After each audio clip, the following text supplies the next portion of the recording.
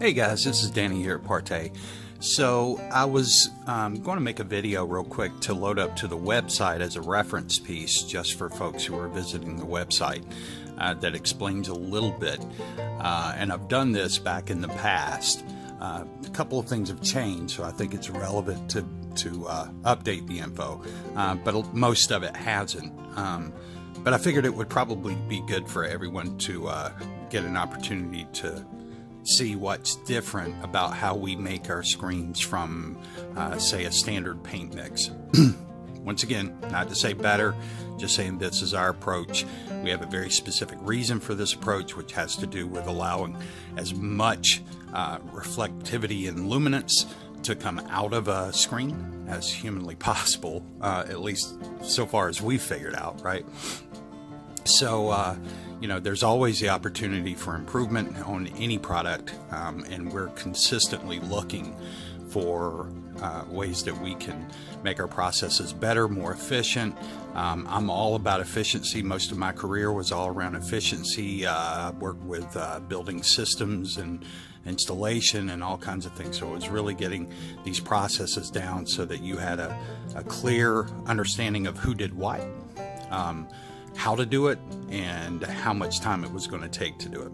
So all that being said, I was going to go through a few of the things that we utilize here. So I'll just kind of go through them briefly. So this is a powder coating that we utilize for a back agent for reflectivity.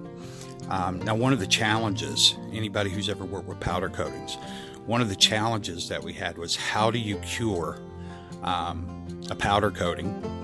Because the powder coating is going to give you a much cleaner reflective image than, say, any metallic paint will. But how do you cure a metallic coating on a piece of PVC? So we knew we had to go low temperature. We knew we had to figure out ways that we could make that work without melting. Fortunately, after about a month and a half of testing out different processes, we were able to get our hands on some low temperature curing material and then alter the process, the curing schedule for it. And we were able to make that work utilizing something that's very similar to this. This is not the one that we use. This gets used for the next thing I'm going to show. This is like a heavy gel, so it's an acrylic gel. Let me see if I can take the top off here so you can see down in there. Looks kind of like the stuff my mom used to put on her face whenever I was a kid. But anyway, we utilize something similar to this for the powder coatings. This gets utilized with this guy. So you can see this is a resin. It's a transparent resin, and we make a hybrid mix utilizing those two. Not just this brand, there's actually another brand that I have, but it's over at the spray room, so I didn't want to make the trip out just to get a different container. But you can see here, this stuff here, you can get it, it's pretty, I wouldn't say low grade, it's pretty common grade that you can get from like Hobby Lobby, probably Michael's, places like that. But we mix those to get the right consistency for our polymers. Then we use, now in the Diamante, we found we weren't going to be able to use the inks, but we do use inks still in many of our other coatings. In Diamante, the Diamante series, at least for the Diamante Black, we are using roughly 2.5 tablespoons, or teaspoons, excuse me, of black paint for tone. Specifically for tone. It's just used to give it color. It serves no other purpose, and we're looking for ways that we can bypass that and still be able to get a good black finish without even having to use paint. Not because, once again, paint's bad, other than the fact that it contains particle, which we would really like to avoid. Also like to avoid adding additional binder into the system. That's just a refinement that we want to make over time, but it's not anything that actually impacts the end result for us now. And then this is, you can see this swirly stuff in here, kind of watery white substance.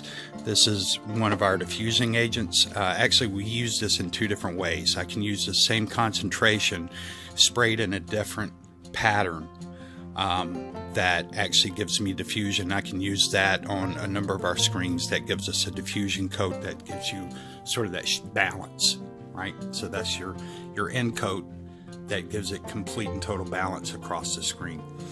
So those are a few things. Now, do we use other stuff? Yes, we do. Not paint.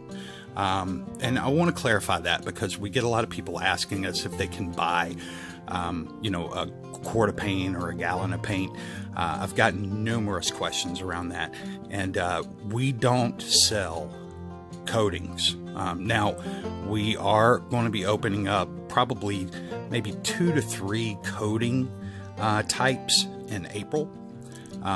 But it'll probably stay there. It'll just be limited to single stage type coatings. The Diamante, our new series screen, the way that it works, it would take so many different layers in a specific sequence. For one, I don't want everybody knowing what that sequence is. For two, it would be very complex for most people, and you need better spray gear than just using a Wagner sprayer or something. So, you can get away with some lower end stuff. I actually sprayed, here's an example of the panel that I did the other day, and you can see here, see all those little specks and drops. I didn't filter anything before I put it in there, and so a lot of times you'll get that. I also sprayed it outside, and I ended up with things landing on the screen. So, not the best environment, but for a test panel, it gives you an idea of how it works. And you can see this is a very black test panel. You can see how reflective it is because it's reflecting the light off. And that's not just a sheen, because if you look at the sheen, it's maybe an eggshell at best. It's not flat, but it's maybe an eggshell at best.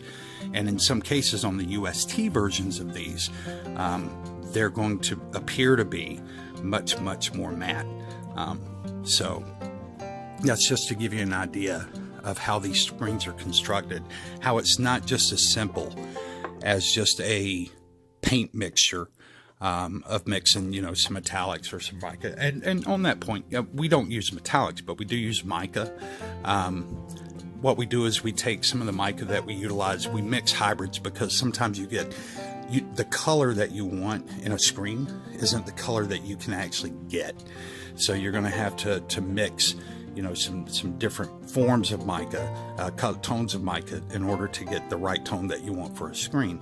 We do that, but we also grind it up even further. We get small micron mica, we grind it further, because what we really want is the dust resonance. We don't want speckles. You can see, as I show you in the screen, you're not seeing any little speckles. No, if mica is in its normal size, what you'll see are little colored speckles that'll want to look green, want to look pinkish, want to look whitish, as you twist this back and forth. And what you're seeing is none of that, right? It's just not something that we're going to have. Which now this screen doesn't have any anyway, but the ones that do have mica, you generally won't notice it. I think you'd notice it more if you have a laser projector, and that's simply because the laser light is really intense, and sometimes you will pick up a small little speck if you're looking at it on an off angle, like on the ultra short throw. If I'm standing on the side, if I look, because it's always brighter from the reflective angle if you're looking at it from the side, every once in a while you might pick up one little speck or two that just didn't get caught in the grind. But it's nothing that you would ever pick up from this distance, or even half this distance.